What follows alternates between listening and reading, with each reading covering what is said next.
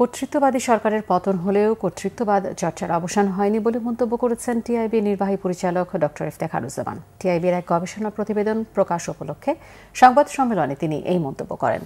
Doctor Iftekharuzzaman বলেন, রাজনৈতিক সংস্কৃতির কোনো মৌলিক পরিবর্তন হয়নি। দলবাজি, চাঁদাবাজি, দখলবাজি ও আধিপত্য বিস্তারের সংস্কৃতি চলমান। রাজনৈতিক দলগুলোতে কার্যকর কোনো সংস্কার হয়নি। র্যাব এবং গোয়েন্দা সংস্থাগুলোর সংস্কার হয়নি, যা দুর্ভাগ্যজনক। আইনশৃঙ্খলা সরকারের সবচেয়ে বড় দুর্বল জায়গা, তবে ব্যাংকিং ও আর্থিক খাতে উল্লেখযোগ্য অগ্রগতি হয়েছে।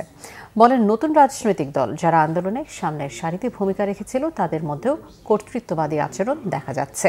তারা নিজেদেরকে আন্দোলনের প্রধান শক্তি দাবি করে তারাও আগের মতোই অন্যান্য রাজনৈতিক দলের উপর বলপূর্বক সংস্কৃতির মধ্যে রয়ে গেছে। মব সন্ত্রাসের কথাও উল্লেখ করেন ডক্টর ইফতেখারুজ্জামান। বলেন, এখন নিজেদেরকে ক্ষমতায়িত ভাবছে, তারা কিছু অর্জন করেছে, তাই তারা যা চাইবে তাই হতে হবে, এমন ভাবনাও কর্তৃত্ববাদী আচরণ। রোডম্যাপ অনুযায়ী নির্বাচন হবে, এ নিয়ে কোনো সন্দেহ নেই বলেও মত তার। থেকে শুরু করে গ্রেপ্তার বাণিজ্য, মামলা বাণিজ্য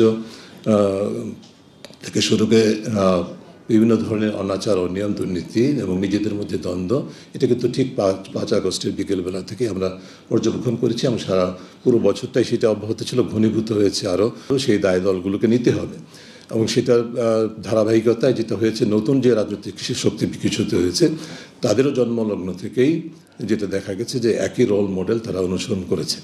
যেটা প্রতিষ্ঠিত রোল মডেল, সেটাই দলবাজি, দখলবাজি, চাঁদাবাজি, এই রোল মডেলের মধ্যে তারা নিজেদেরকে নিমজ্জিত করেছে এবং